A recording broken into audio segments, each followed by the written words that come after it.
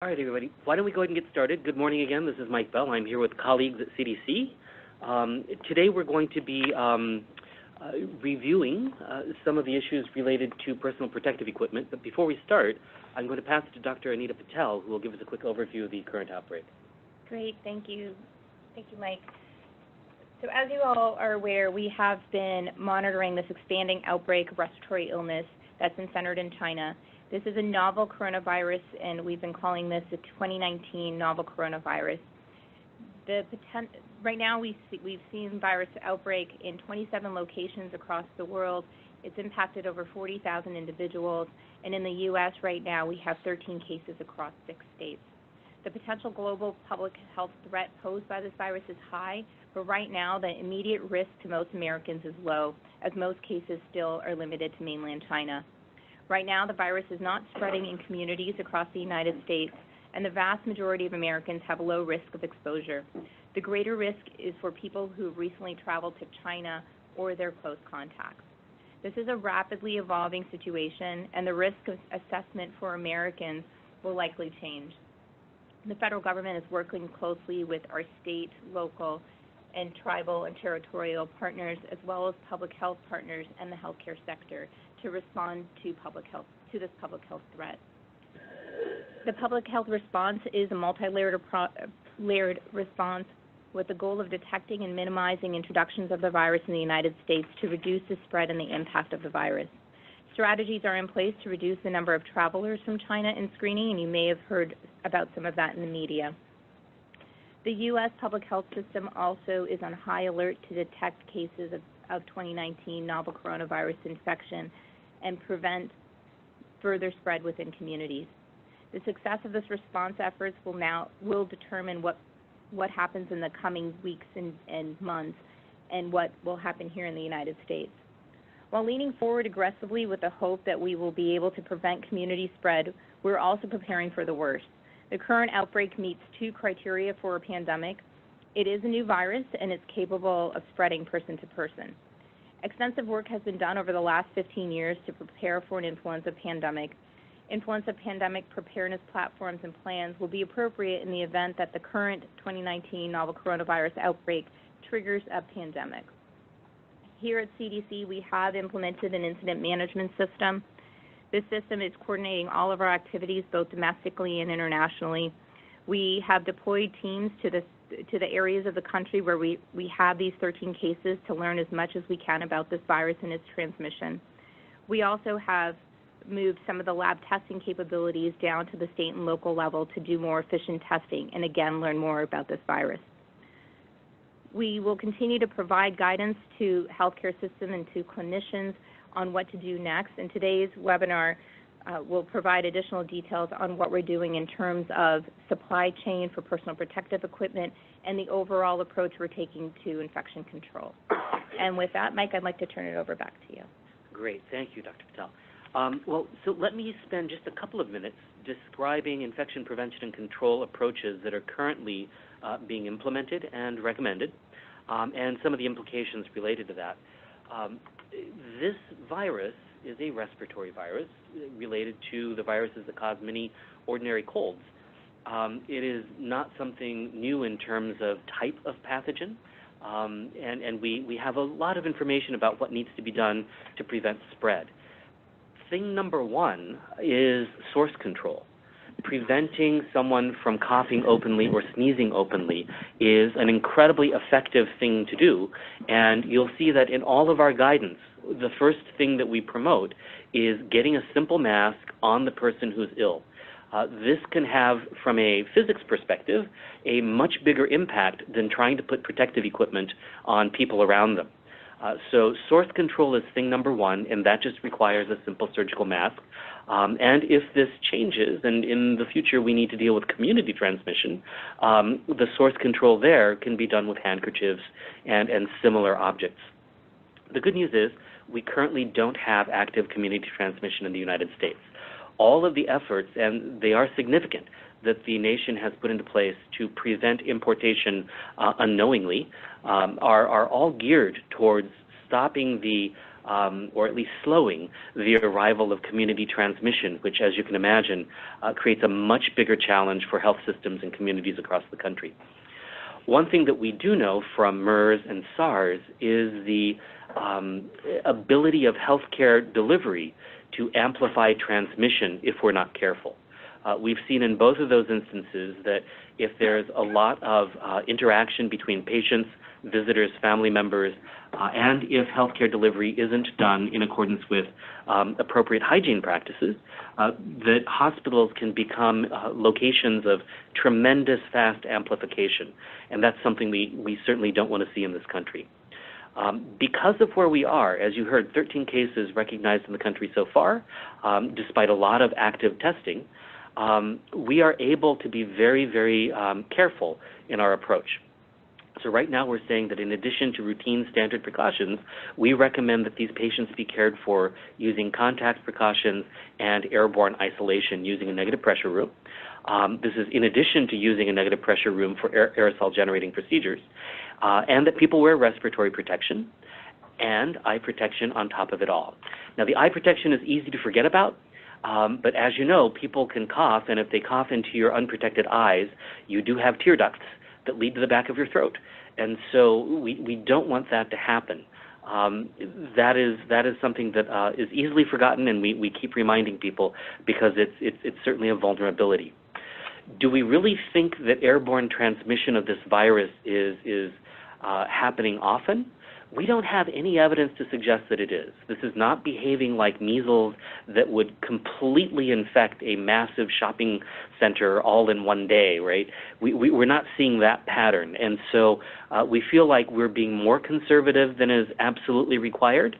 And that gives us the ability, with ongoing assessment and new information, to start planning ahead for how we might change our approach.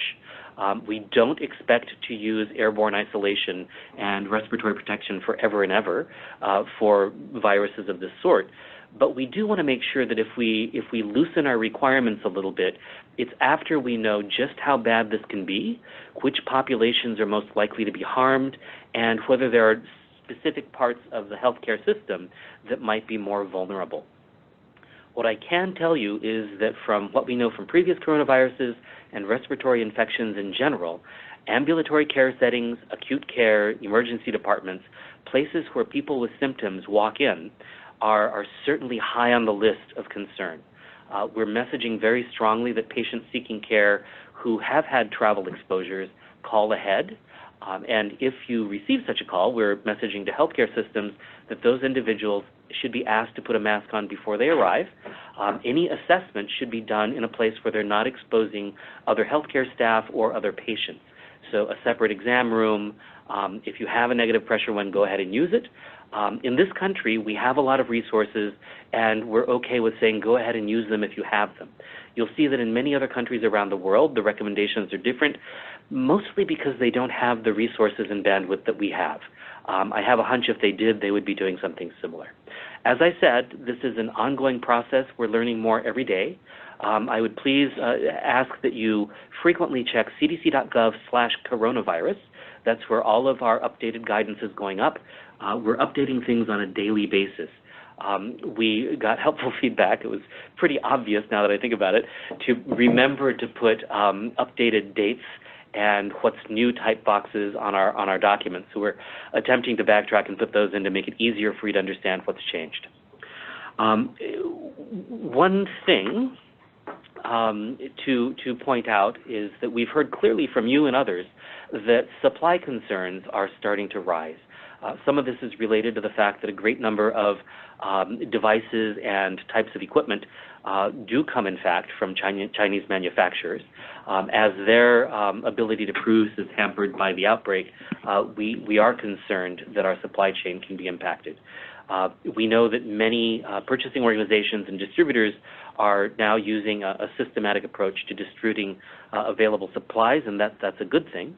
I will, before I hand it over to Dr. Marie DePerio to talk about our latest guidance on how to optimize supplies of protective equipment, I will remind us all that protective equipment is only one factor in safe and appropriate care. There are many, many other things that actually supersede protective equipment. Things like making sure that if an infectious individual doesn't have to be in your facility, that they are directed elsewhere.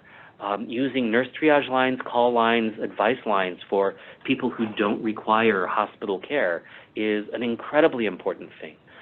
Including the option of waiting in one's private vehicle while waiting to be assessed if somebody is symptomatic is a great thing. I mean, we do it when you're waiting for a table at the Cheesecake Factory, so we should be able to do it in an emergency department and simply use their cell phone to bring them in when it's time. Those types of strategies to keep infectious individuals out of the healthcare system in the first place are incredibly valuable. Encouraging people to very quickly wear a mask if they're symptomatic so that if they're in the facility, they're not actively spreading infection to others is the second thing, and that gets back to the primary directive of source control. I'm going to stop now in the interest of time and make sure that Dr. DePerio has ample time to talk about the latest guidance. Dr. DePerio? Thanks, Dr. Bell. So I'm a medical officer and a physician board certified in internal medicine and infectious diseases. I'm assigned to CDC's National Institute for Occupational Safety and Health, or NIOSH, and I've been heavily involved in the intersection of infection prevention and occupational health and safety. Next slide. So as Dr. Bell mentioned, CDC's goal is to provide sound infection prevention recommendations that protect healthcare workers and that are feasible and acceptable to implement. So as you already are probably all familiar, CDC has put out existing interim infection prevention and control recommendations for this virus in healthcare settings.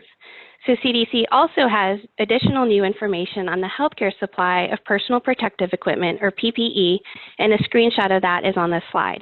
Next slide. CDC also has guidance that recommends practices for extending the supply of N95 respirators in healthcare settings in the face of potential ongoing nCoV transmission in this country. So our guidance is written for professionals who manage respiratory protection programs, occupational health services, and infection prevention programs in healthcare settings. So as Dr. Bell mentioned, it's important to remember that the U.S. healthcare system responds to infectious disease threats every day. So the actions and strategies that CDC is currently recommending to stop the spread of nCoV are really not new. We've used many of these strategies before for threats like influenza, tuberculosis, and measles. So in occupational safety and health, we use the hierarchy of controls approach. So the hierarchy is framed as an upside-down pyramid, as shown in this diagram, where elimination and substitution are the most effective solutions. But we know that these are not typically options in the healthcare settings. So the next categories are engineering controls, which isolate people from the hazard, and administrative controls, which are practices that change the way people work. So finally, PPE is really the lowest on the hierarchy because its effectiveness involves a high level of worker involvement and commitment, and is really highly dependent on proper use and fit. So the optimal way to prevent airborne transmission is to use a combination of interventions, not just PPE alone. So these strategies can be implemented both concurrently or sequentially. So the strategies we introduce on this webpage shown here can be categorized as conventional capacity using language we've borrowed from the disaster world. And these consist of providing patient care without really any change in daily practices. So these strategies that I'm going to talk about should already be incorporated into existing infection prevention and control strategies, and many of them also appear in pandemic plans. Next slide. So engineering controls are controls that reduce exposures for healthcare personnel by placing a barrier between the hazard and the provider. So examples can include, using barriers such as glass or plastic windows in reception areas. Like good places for these are intake desks at emergency departments or information booths in emergency departments. Another example is use of airborne infection isolation rooms, which is in our current infection prevention and control guidance for nCoV. A cornerstone of engineering controls in healthcare settings is ventilation systems that provide air movement in a clean to contamination airflow direction, and it's important that they're properly maintained. Next slide. So administrative controls are employer-dictated work practices and policies that reduce or prevent exposures. Many of these examples are already in existing infection prevention and control guidance and can help optimize the supply of N95s within a healthcare system. So I wanted to highlight just a few examples and expand on them below. So an important strategy to conserve N95s is to exclude healthcare personnel who are not directly involved in patient care from the patient room. So in order to minimize the number of healthcare personnel who enter the room and then thereby minimize the number of N95s being used, staffing policies can consider excluding staff such as dietary and housekeeping employees. Another potential strategy is to limit face-to-face healthcare personnel encounters with a patient. So as an example, healthcare personnel may consider bundling care activities to minimize room entries. Excuse me. Another strategy that is already included in many general infection prevention and control plans is restricting visitors from entering the rooms of patients with known infections. So alternative mechanisms for interactions might include video monitoring or video call applications on tablets. Also, as Dr. Bell mentioned, one cornerstone of infection prevention in healthcare settings is this idea of source control. So just to reemphasize, it's important to identify and assess patients with symptoms of suspected nCoV or other respiratory infections. So when these patients present to care, they should put on face masks for source control until they can be placed in an airborne infection isolation room or at least a private room. So patients with these symptoms should not need to use an N95 respirator. In addition, cohorting patients is the practice of grouping patients together who are infected with the same organism to confine their care to one area. We've used cohorting extensively for managing outbreaks of multi-drug resistant organisms, and cohorting was also used in the SARS experience. Cohorting healthcare personnel means assigning designated teams of healthcare personnel to provide care for all patients with confirmed or suspected nCoV.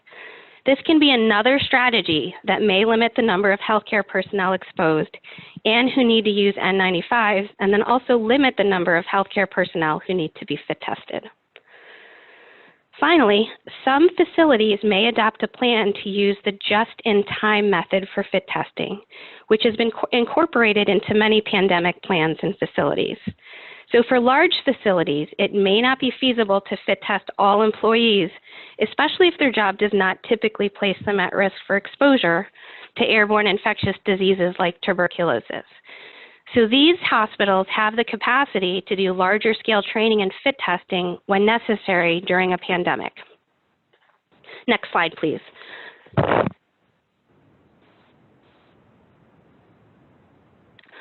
So while engineering and administrative controls should be considered first when selecting measures, the use of PPE can also be used to protect healthcare personnel.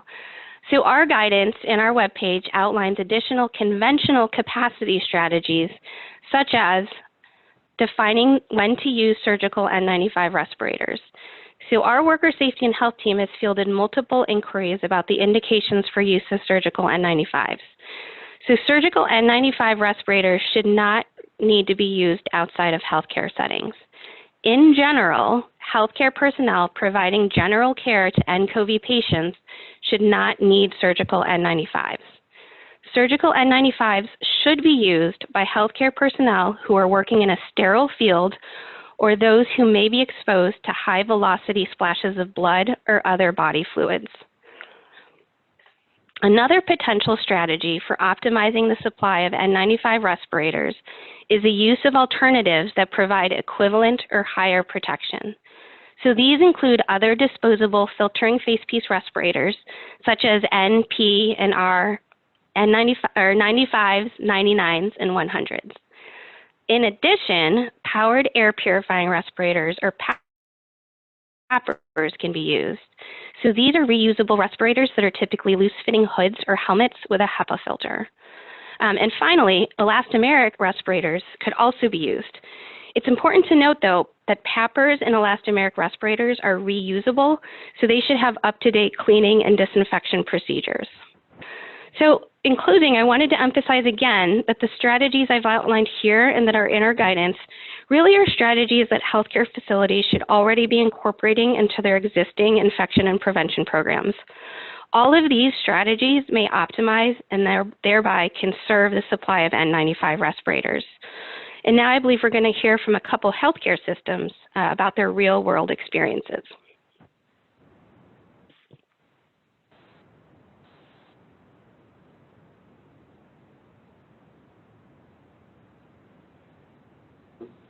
Great. Marie, thank you very much for that. I think the next speaker is going to be Skip Skivington, if I'm not mistaken. Yes, hi, it's Skip Skivington, and I believe my partner in crime, Dave Witt, is on as well, so we'll kind of do a tag team and share our experience at Kaiser Permanente. For us, it feels like deja vu all over again when we look at the long arc of these kinds of situations that we responded to as an organization. And for Dave and I, it goes all the way back into the 90s as we were preparing for the Y2K millennial celebrations and the threat of bioterrorism.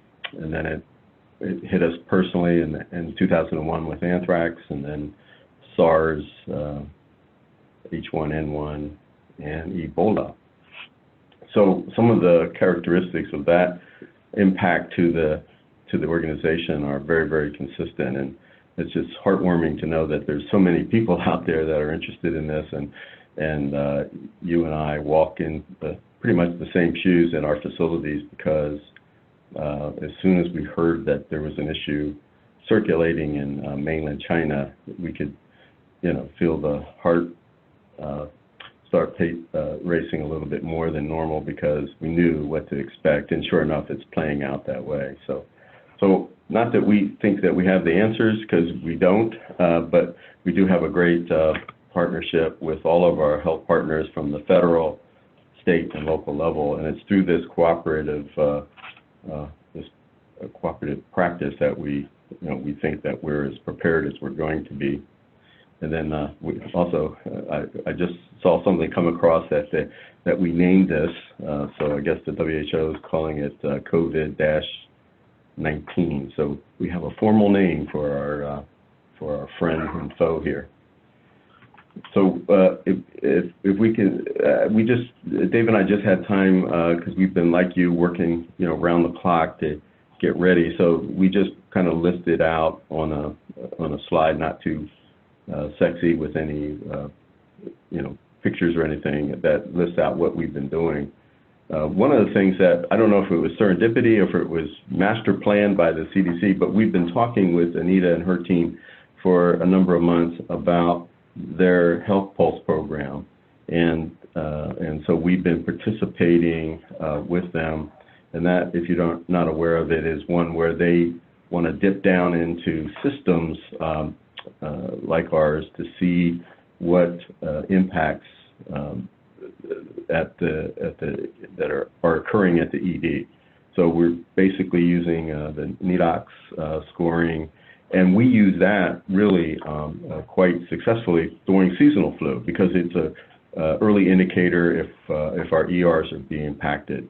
And if they are, then we move our incident management system into high gear, get all the nursing directors and leadership at our facilities online, so that we can see where we're having the hot spots, where we can decompress if possible, shift patients, shift staff to cover and stay on top of the situation before it turns into a more troublesome pattern.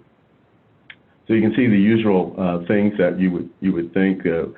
Dave and I have had the privilege for the last 20-some years to co-chair our national clinical work group.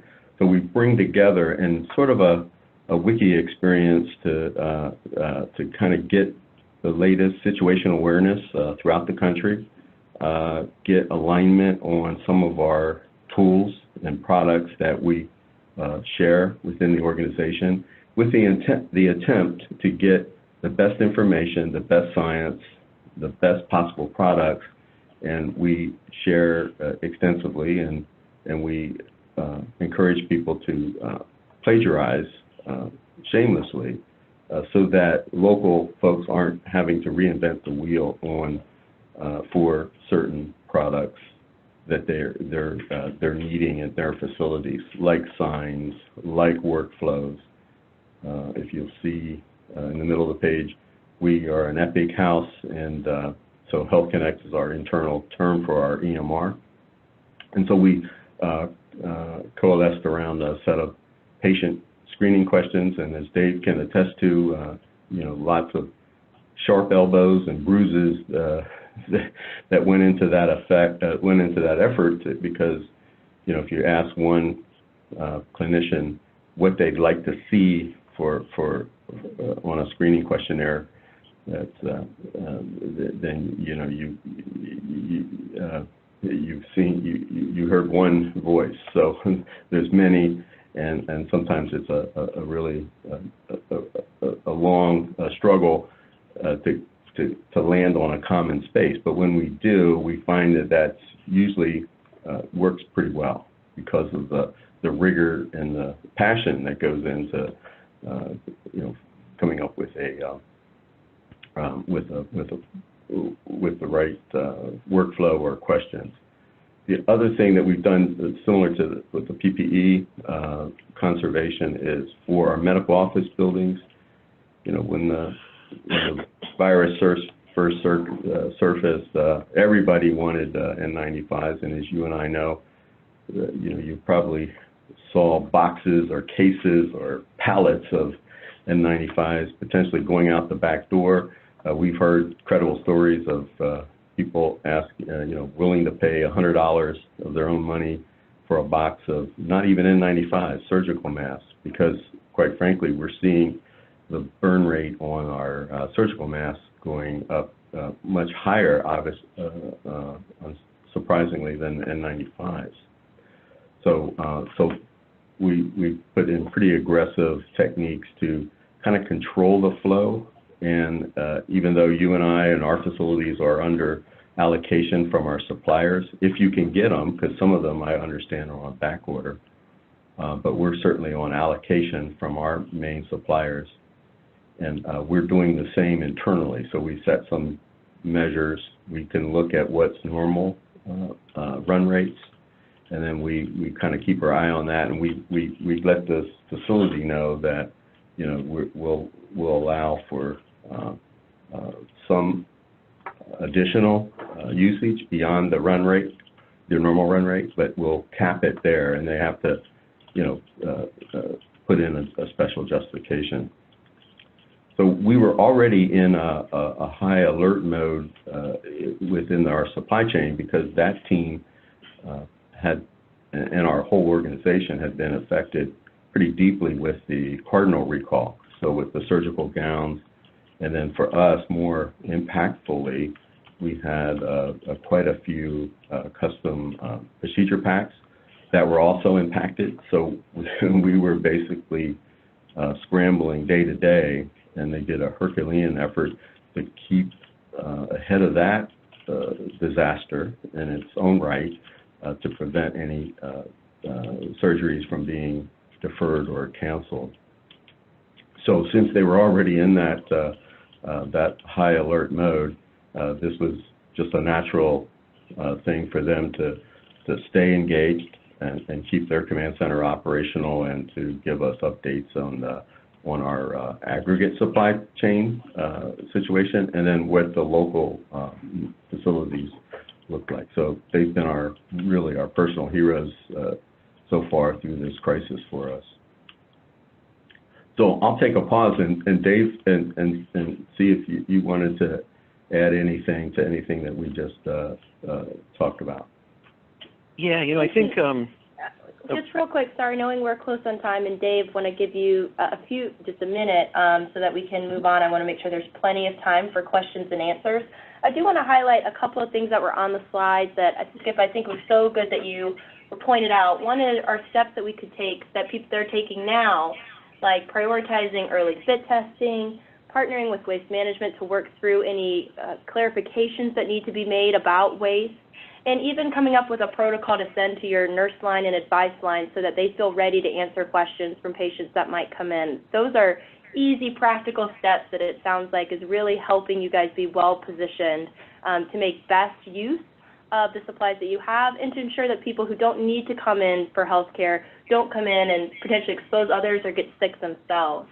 Dave, I want to give you 1 minute because I know your insight is important as well. Is there anything to add to that? Yeah, no, I think looking at all portals of entry was critical. You know, that we have online appointments, online advice, the advice centers, and all of those fairly immediately had the screening questions for symptoms and travel to China. We developed, the workflows became critical. We have multiple communications channels because no one communication channel is really effective, and we know it. So it's gone out repeatedly to make sure to try and get it to frontline staff, and certainly to all administrators and to all departments that are high risk of this being a contact, primary care, emergency department, urgent care in particular. And I think that that's actually penetrated pretty well and kept it fairly rational. We are also looking at the concerns we're getting from staff and trying to be ahead of that. When we have a question, we're trying to address specifically that information.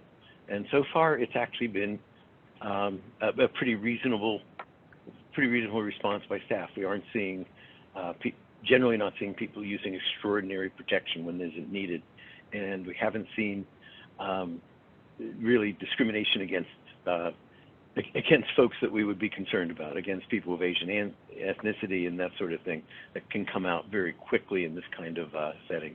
I think that's pretty much. Dave, and I think it's so important that you point out that the more that you're communicating with their employees, the more that they feel like they're in the know and they're looped in, and that their management feels prepared, the less likely they are to panic and maybe use supplies that they don't need, and also, and really importantly, that they don't feel like they're discriminating against others simply because they're afraid. So it sounds like you're not just preparing them from a planning perspective, but a communications perspective as well, which is amazing. I do want to pivot us, just in the interest of time, to Dr. Rebecca Bartles. She has great insight because she's actually, her facility cared for one of the few patients we have right now in the United States with novel coronavirus.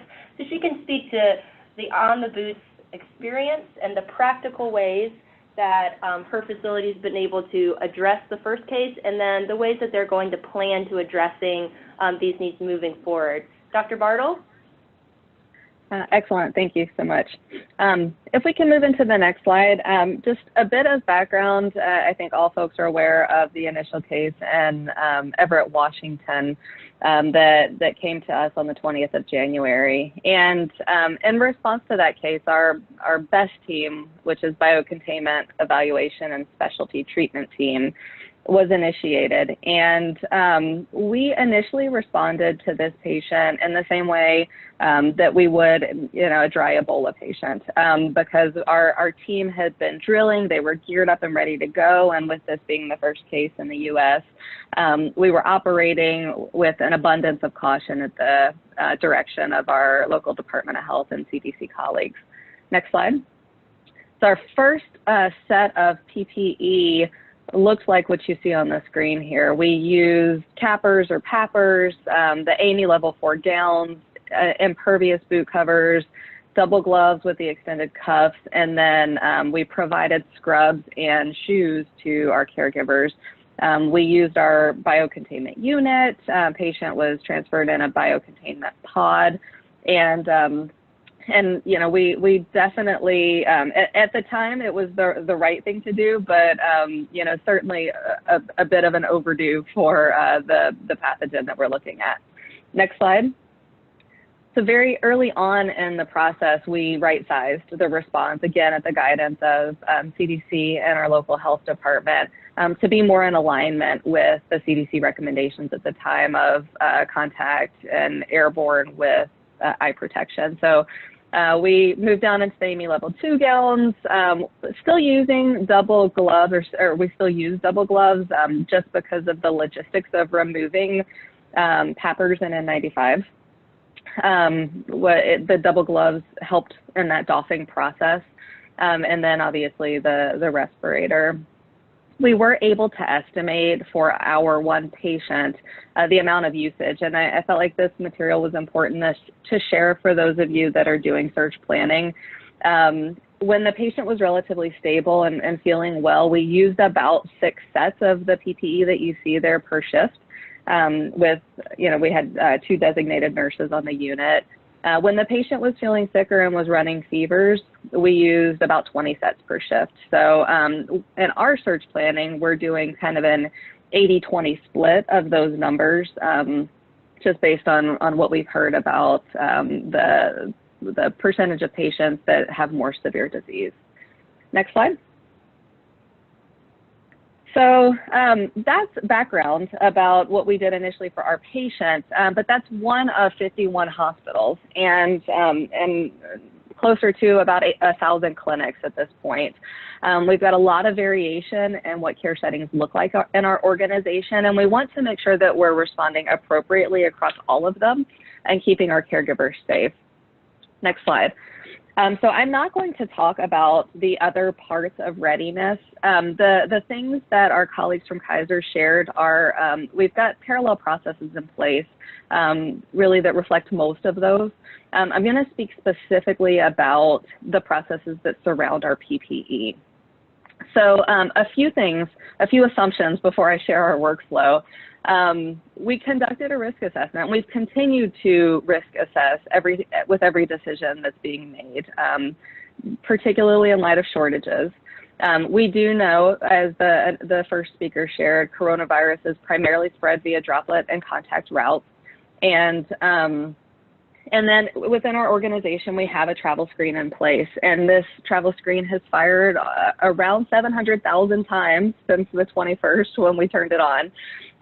But it hits everybody at every point of entry, and anyone that calls to schedule an appointment is asked travel screening questions. And so we've got a pretty solid wall around those places where patients are presenting to be able to quickly identify and isolate.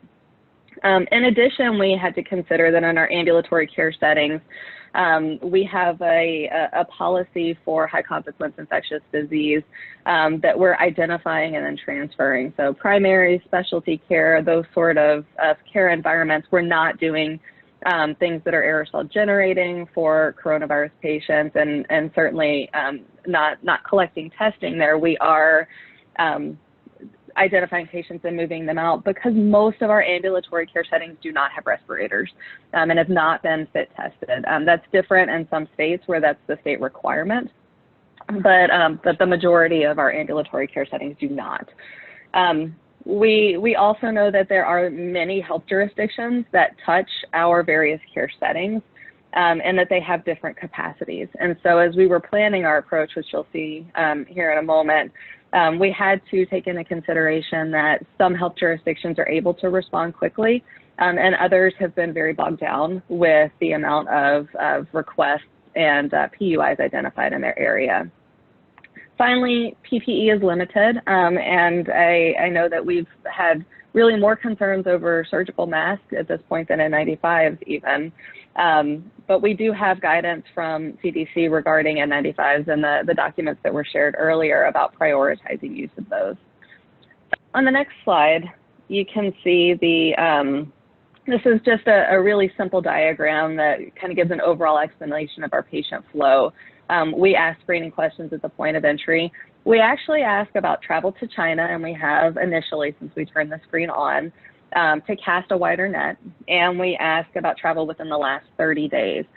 Because of a case in which the patient did not present for medical care because they were not symptomatic until day 15 or 16 after their travel. And because we know with this pathogen that we're seeing this longer prodromal period where patients may not be sick enough to present for care. So we've expanded our window of what we're requesting. For hospital-based settings, for all settings, we provide the patient a mask initially.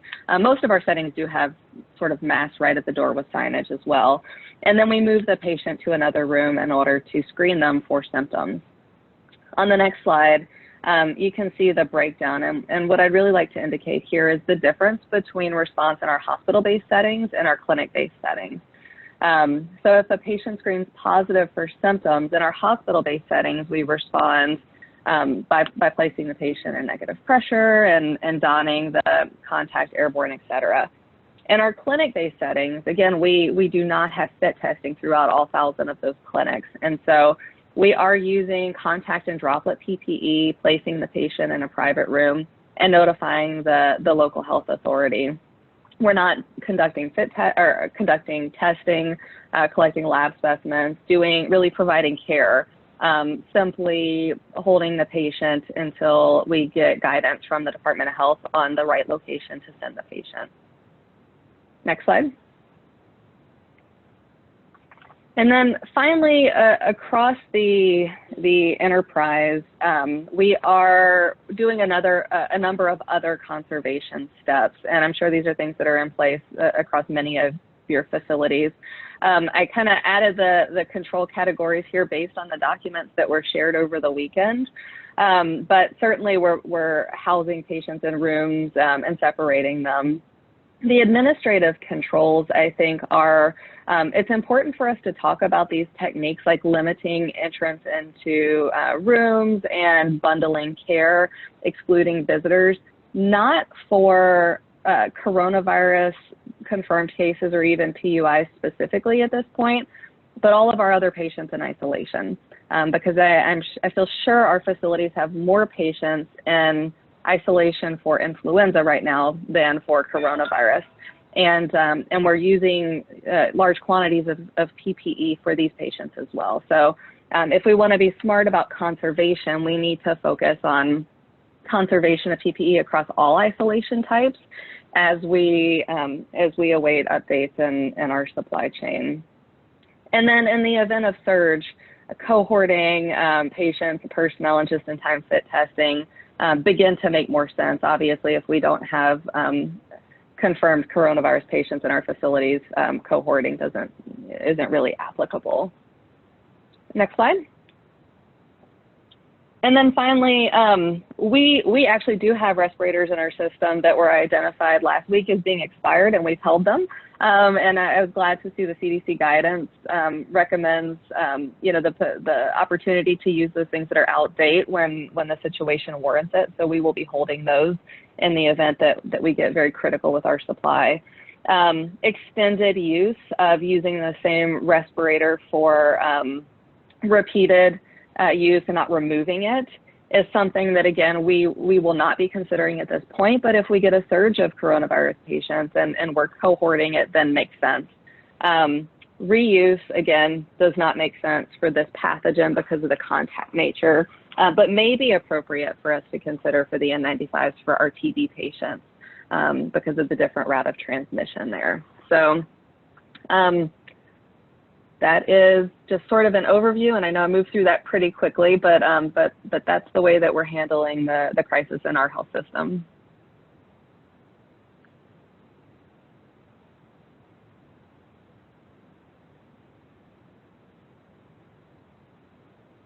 Great. Thank you so much for that. I think hearing the realities and the pragmatic approach you've taken is extremely helpful for everybody, and just in general, great job. We now have a few minutes left for question and answer. You're able to submit questions online, and if you will submit them, we will read them and respond to the best of our abilities. So one of the first ones is actually for Marie. I think they just wanted a clarification of the other masks that you mentioned, other than an N95, that could be used. Yeah, so if you go onto our strategies webpage, there is a link that will take you to the NIOSH page for other disposable filtering face piece respirators that would be okay to use. So these include the N, R, and P series, and then the higher numbers, so like 99 and 100, just means that more particles are filtered out by using these respirators. Great. We have a question in about eye protection. The question specifically is, does it have to be goggles or a disposable face shield, or can you also use safety glasses? Unfortunately, safety glasses don't provide the wraparound protection that we would prefer. You can imagine that if they were to slide down your nose, your eyes would be somewhat exposed, so that's not an option. But it's an important thing to have asked, because I can imagine that many clinicians and staff members in the emergency department in particular, who are accustomed to wearing safety glasses, might think that that's sufficient. In this case, it's not. There's another question about home care. One asking whether if you're going to send people home with a home care kit, should you include a respirator for the people at home, or would a disposable surgical mask be a better choice? And I think the practical answer here is that because we're dealing with a lower risk situation, we're not asking family members to acquire specimens to stick a swab in someone's nostril, generate a sneeze, that kind of thing. And we have the ability to ask that the patient at home use source control when there's somebody else in the room with them, that we don't need to rely on significant respiratory protection at that point. A surgical mask would be fine, and in fact, being able to send several of them so that people can use them and throw them away appropriately would make more sense, because reusing a respirator, as you just heard, in this setting where contact transmission is likely to be an issue, would be a bad idea. We wouldn't want somebody reusing a respirator that had respiratory secretions accidentally smeared onto it.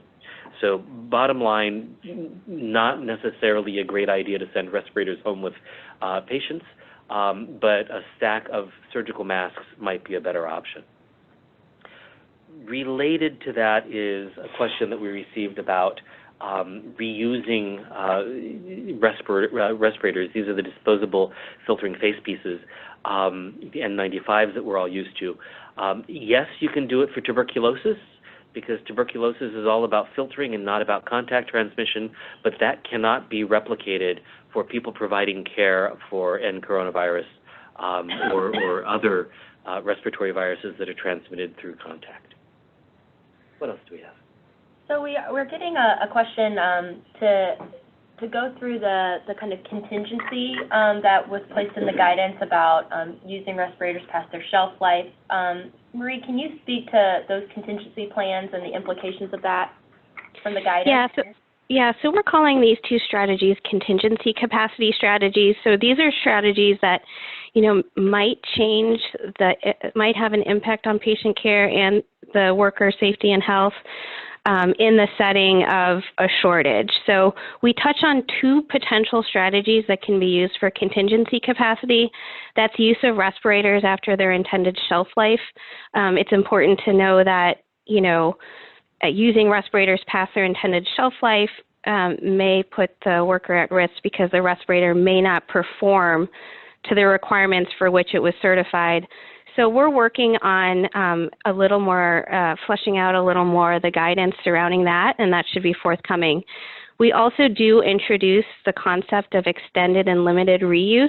Note that we're not telling healthcare facilities to go into these strategies at this point in this response. NIOSH does have some recommended guidance on how to implement that if the time comes for that. But as Dr. Bell said, we do think that there is a contribution of contact transmission and thus fomites for this virus. So, if we had to go into extended use and reuse, extended use would be more preferable, because extended use minimizes the healthcare worker touching the respirator between patient encounters. So again, we're not ready to recommend that healthcare facilities use these strategies just yet, but we're working on providing more guidance if we get there. Anita, Dr. Patel, do you want to add anything to that? No, I think you hit on everything. Thank you. We have one more question, a clarification request about healthcare personnel using respirators for home care, and that's a very different thing. So what we were talking about earlier is sending a stash of equipment home with a patient to manage themselves or their family members. With a healthcare worker, if we're sending somebody in to provide healthcare and manage a sick person, there are two things that are quite different. One, they might be doing things that are likely to generate exposures, like obtaining specimens, that kind of thing. And then the other thing is this person's job is to go from one patient to another. And so their ability to contribute to cross-transmission is materially different from a household member providing care for a loved one. At least we assume a household member is not going to provide care for many loved ones across the community all at once. So with that in mind, we would continue to recommend that healthcare personnel going into homes use an N95 as currently recommended. I will also, though, loop back and say that that's our current stance, and if things change, we may be able to step back from that a little bit. And as soon as we have that ability, we will be messaging that broadly. Great. We also have a question around specific guidance to law enforcement officers. This was put through the chat mechanisms, but I wanted to repeat it since I know there's a lot of interest. So while specific guidance related to law enforcement officers doesn't exist, there's actually a combination of guidances that law enforcement officers and personnel can use. Law enforcement officers that are performing emergency medical care services should follow the guidance that we released over the weekend for EMS personnel. Otherwise, in their day-to-day, on-the-beat activities, law enforcement officers should follow the guidance for businesses and employers that was released just a few days ago. However, if officers are in contact with people with known coronavirus, then using the risk assessment guidance that was released a few weeks ago would make sense. So while there isn't specific law enforcement guidance, because depending on what they're doing in their course of business, has them fall into different categories, being aware of all the different guidances will be helpful. If there's further questions, we'd be happy to reach out to these partners and walk them through that, but wanted to make sure we could clarify.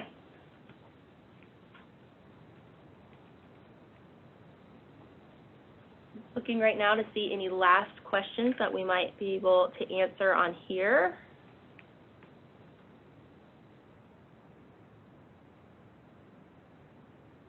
There's one last question asking about the regulatory aspects of protective equipment use.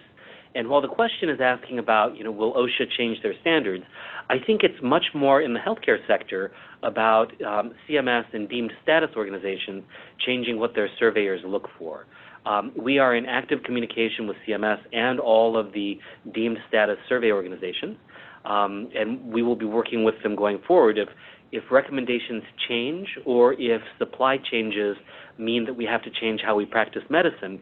They will certainly be part of that conversation so that healthcare systems shouldn't be penalized incorrectly for something that they really can't avoid. We don't intend for that to be the outcome. With OSHA, it's a very different thing. I certainly won't speak for our colleagues there, but they have requirements that are unlikely to change quickly in response to something like this. But at the same time, I would not expect those to get directly in the way of implementing interim temporary activities. Great, and there was one piece of clarification. I believe it was Dr. Bartle's presentation that talked about how their prompt used a 30-day window instead of the 14-day window. That was a system and facility level distinction from CDC's guidance, and we think that's great. If facilities and hospital systems prefer to cast a wider net and that works for them, then that's a decision that they're welcome to make. CDC's guidance currently has a 14-day window, but again, going above and beyond that is certainly not something that CDC is going to frown on. And then for a few housekeeping, we've been asked if they have access to slides. This presentation is being recorded, and we will work to get a link to the recording out to those who are interested. And for those of you today who had questions that unfortunately we ran out of time and weren't able to answer on the call, at the end of the presentation you'll see a task force mailbox. Please feel free to use that mailbox, and we will do our best to answer your questions as quickly as possible. Great. Well, with that, thank you very much to all of our panel participants today. This has been very helpful, and a huge thanks to everyone who took the time to dial in. Your willingness to join us on calls like this is key to our ability to share information effectively and hear about real questions from people in the front lines. We will be making an effort to have a series of similar engagements as more information is developed, as we learn new things.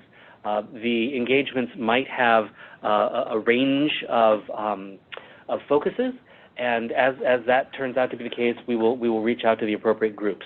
But please be looking out for opportunities to join us again. And once more, thank you for your time today.